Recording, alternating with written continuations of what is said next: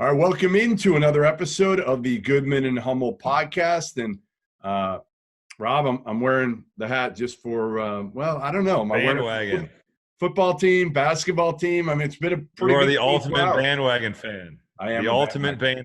bandwagon fan. I can't even believe that you're going to try to pull this off and be like, and think that we're not going to call you on this shit. I know. Well, as well you should, but we'll talk about the Crimson Tide here in a little bit. First, listen, anybody, make sure you subscribe.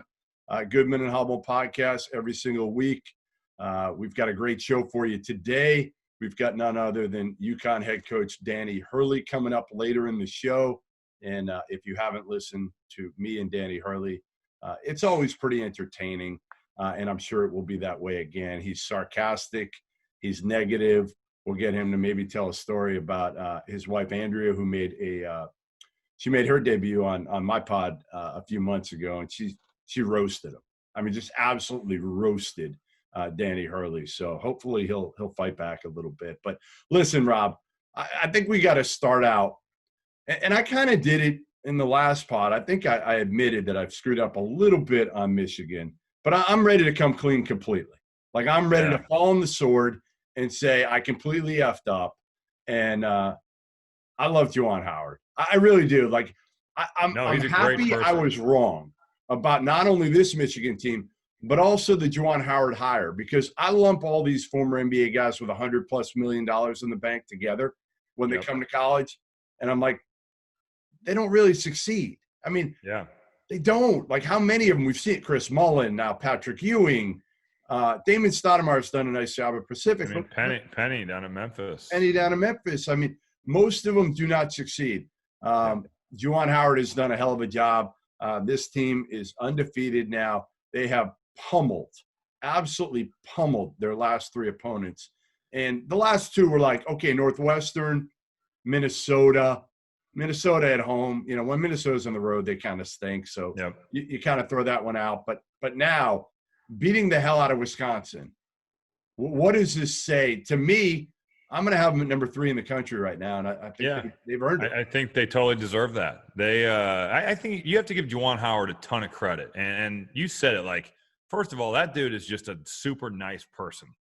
And, like, it's pretty cool because he's played, like, every role. He's been the 13th man on an NBA team. He's been an NBA All-Star. He's been an All-American. He's been a McDonald's All-American. He's coached. Like, there is nothing that when you go to play for this dude where he's ever going to be like, I don't understand where you're coming from. He literally understands every part of where you could be coming from. So I think that's really cool. And I think that you have to give him a ton of credit for one, assembling a staff that's going to allow him to be successful. And I think the Phil Martelli hire is huge. Saudi Washington's a great assistant coach. Howard Isley. They're different. They are. They all bring very different things. Yeah. Totally. But he has gelled this team together. I mean, there was serious question marks. Like I said at the start of the year, I thought Michigan could be anywhere from like 5th to 12th because there was huge question marks. And I don't think that was unfair. You know, you lose Xavier Simpson, you lose John Teskey. Simpson was the big question mark. Sure. The biggest question mark. So the job that Mike Smith has done, I thought he was going to come in and chuck. I mean, this is a guy that used, like, when he was on the floor, like 40% of their possessions at Columbia. I mean, he had to. They were horrible. Right. So he was just a volume shooter, volume scorer. And now he's like, he can score, he can facilitate, he tries to defend.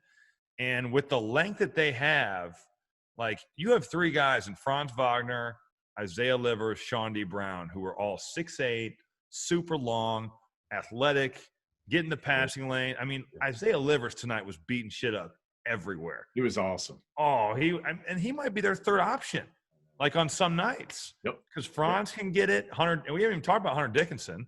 Like, he didn't even play well tonight. They beat him by 100. I know. He didn't even play great. So Sean D. Brown was a big addition. But, man, you have to give Juwan Howard a ton of credit because he's gotten these dudes to buy in. And I didn't even mention Eli Brooks. Eli Brooks is an elite defender on the basketball. Yep. So you've got offense, you've got defense. I really like their team. So I was certainly wrong about them. And they had some questions, so I can't totally blame myself for that. But man, they are good. And Wisconsin, like, I think when you look at these two teams, Jeff, and this might not be a super popular take by maybe you might not like this, but when I'm looking at those starting fives, Dimitri Trice is probably the only dude. Dimitri Trice is probably the only one that I would say I might take him over Mike Smith. And I guess Eli Brooks and Brad Davison, you're kind of close. You're kind of close on that, but they're different. Michigan's just better, way better. And Wisconsin's is a good team, and they're going to win games in the league because they always do, and they're well coached. They play their style. But, man, that was the varsity against the JV tonight, and Michigan looked like the varsity.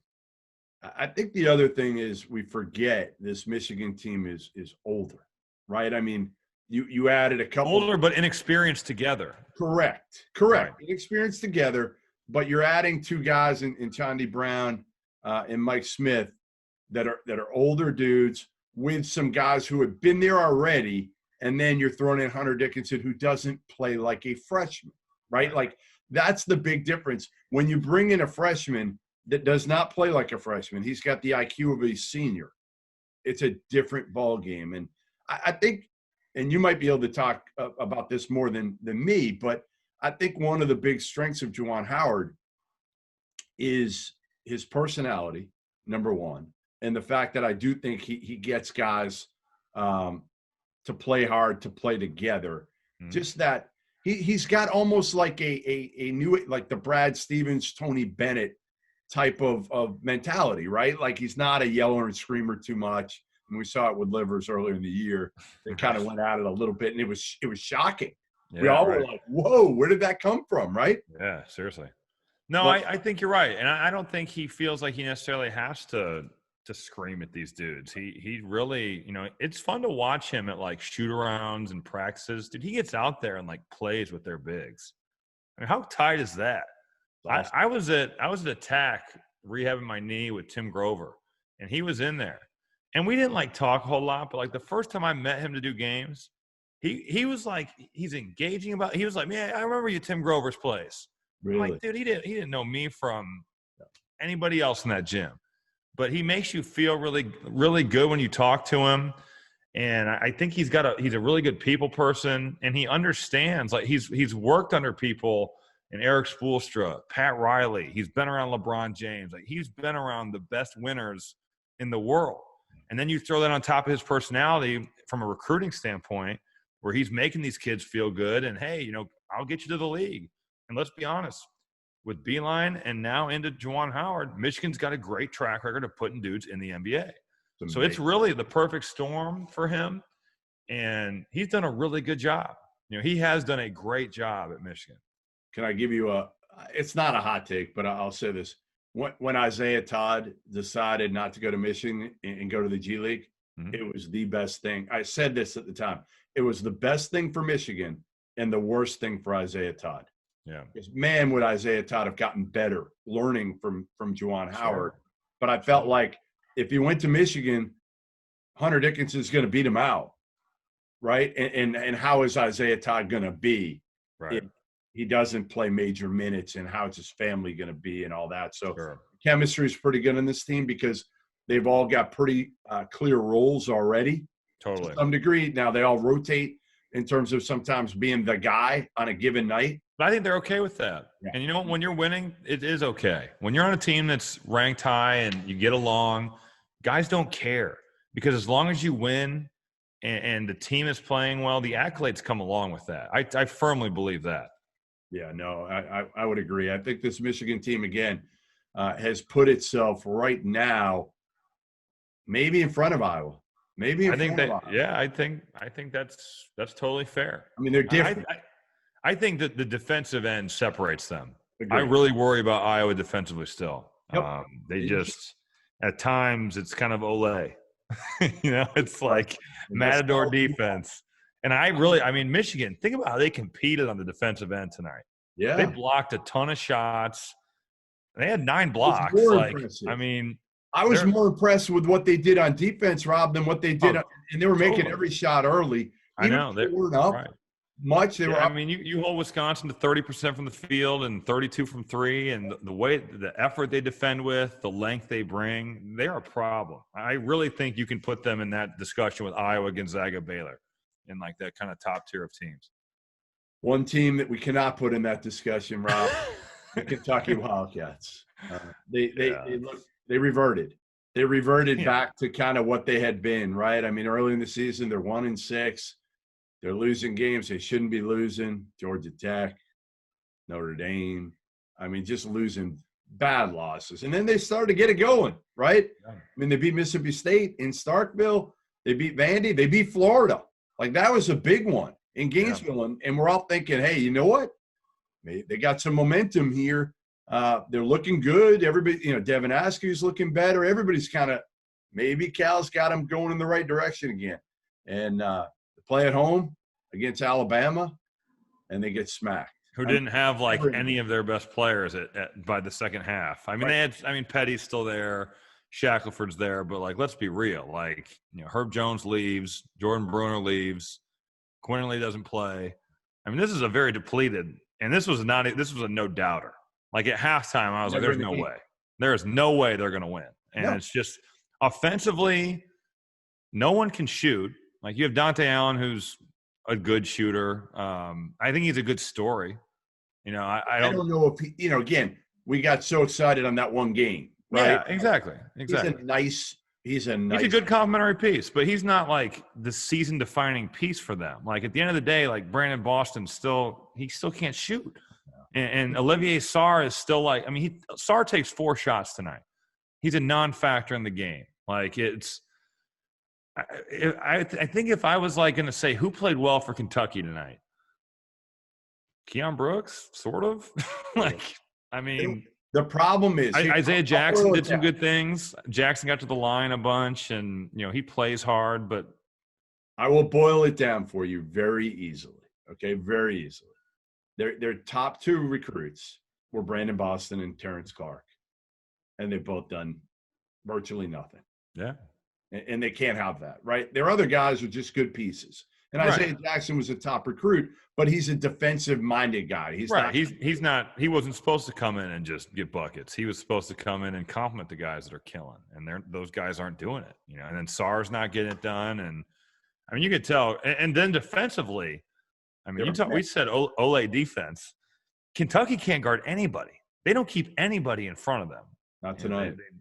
They give up 14 threes. And Alabama's looking to get layups and threes. Like, they're playing fast. That's the way they play. But that was highly disappointing. I think that we all thought maybe they are turning the corner, And yeah, I mean, now they're back to the drawing board. That was, I mean, listen, how much now if I'm putting a percentage on Kentucky getting into the NCAA tournament for you right now, what is that percentage at? I'm gonna go 15. That's probably about right. I mean, they kind of got to run it to some degree. They would have to just ball. Yeah, they would have to kill. I just don't see that happening. Like, I don't, and like their future opponents. I mean, the SEC. Not a lot. I wouldn't say you're just crawling with quality games. You've got some, but you're gonna have to probably run the table. I mean, you got Tennessee. You just lost to Alabama at home. Right. Like how many other? I mean, Missouri's off. Missouri's not playing great. I just don't see them being able to do that anyway. I mean, you texted me something. I'm not going to say what the text was about Kentucky. If you want to say it, you can. That's fine. I'm not going to force you, pressure you. Wow. Well, we might as well just say it now. I mean, if you're going to just put it out there. What did I even say? I don't even remember what I said. Let me read it first. Oh, you want? Yeah, I'll say this. You said, is Alabama for real? And I go, I think Kentucky just sucks that bad. So you're not as bought into Alabama as you are the fact that you think Kentucky just sucks. Yeah, I just think that they're not that good. It's amazing, though, that we're talking about this. Because, again, I've made excuses for them. I have. I've said in the summer they didn't have their full summer. I've tried to, give them every opportunity. They're young. All that. It's a tough time, obviously, for such a young team. But you're probably right now. You're probably right. They're just not. And that doesn't mean they can't be good in a month or two. They could very well like figure it out and like but I think the problem with Kentucky is even if they do that, I'm not sure they'll have the resume to get in anyway. The only way, the only thing that could be interesting is the SEC tournament, right? Could they run it? They get on a roll. That's probably their hope at this point is to play well enough, peak at the right time, hope that maybe Tennessee or Alabama knock each other off somehow in the SEC tournament, and you're only going to get by one of those two. The cupcake road to a title. Something. I mean, you're going to – because, again, you look at him and you're like, unless Brandon Boston really gets – I've said he's the key along with Devin Askew. And Askew's actually gotten better.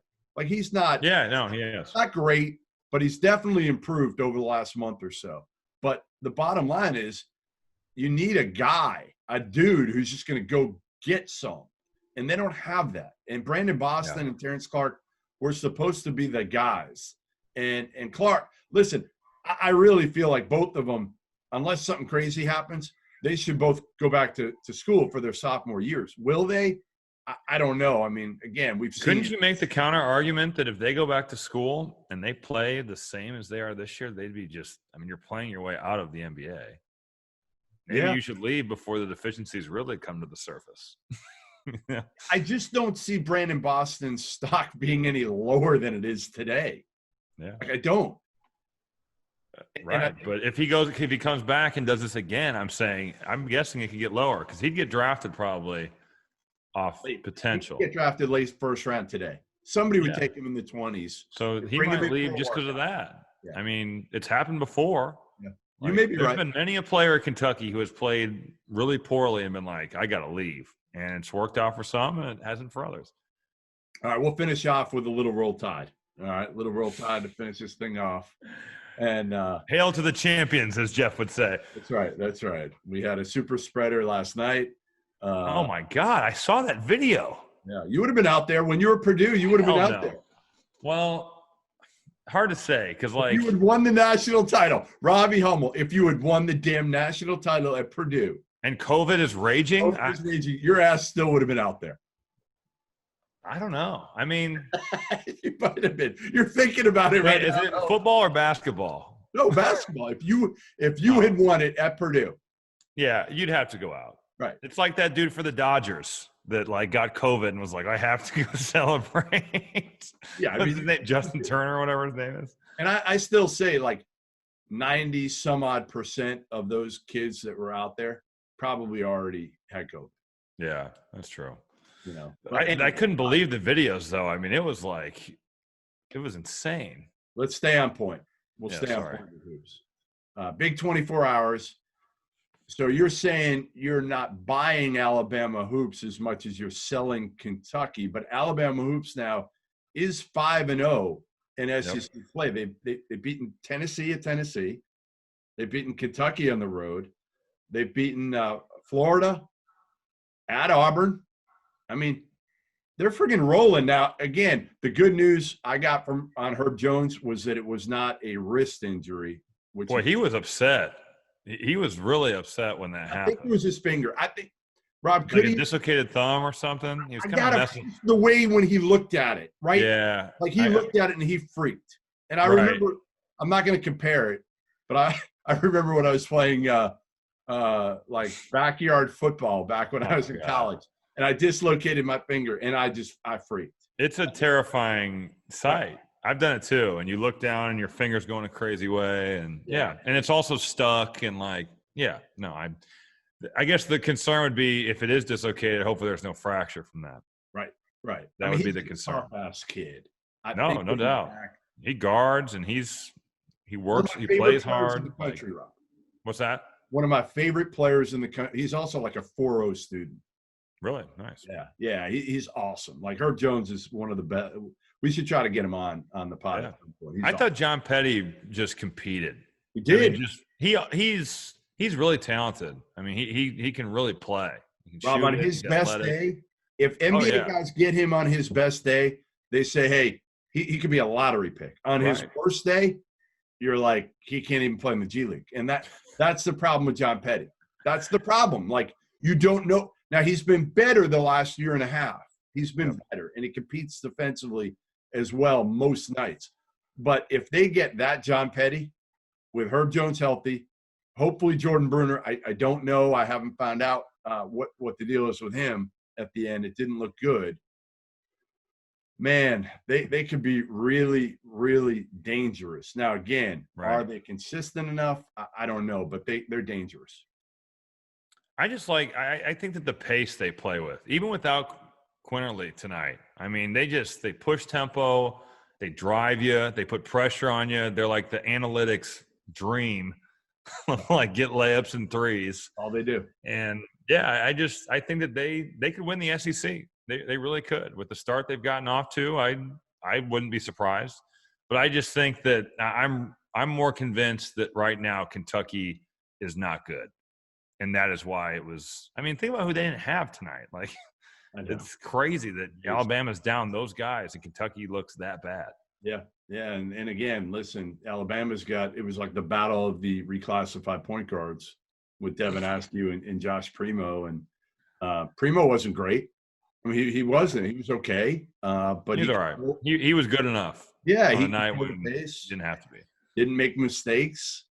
I want to talk about reclassifying. It is shocking to me how many kids now are willing, and this is a weird year, so like take that with a grain of salt, but I would never have ever been like, I'm okay to leave my high school team. In the middle. And yeah. I would never. I mean, I played with those dudes since I was in fourth grade. Like, but this year is the goal was to win at state, and this year's different. They get a pass for this year, but it's just amazing to me how many kids are willing to be like, yeah, I don't care if I play this last year. I'll go to college. But I guess that thought of I got to get to the NBA. But Rob, if Duke had offered you coming out of high school and they had said, hey, the only way we'll take you, we need you right now. I would not have gone. I swear. Okay. It meant that much to me to like be an Indiana All-Star and like, play with my boys. Too. Like, I think it's different in Indiana than it is a lot. I agree with that. No. I mean, you're playing in, like my last high school game, there was 9,000 people at it. Right. It's like, we're playing Etwan Moore and Angel Garcia and all these dudes, and like it's a big deal. It feels like you're in a college atmosphere. So I don't know. I just can't believe that guys are willing to be like, yeah, I'm fine with it. And I guess I do need to understand that some of those high school games are like AAU games. They are. There's zero people there. No doubt.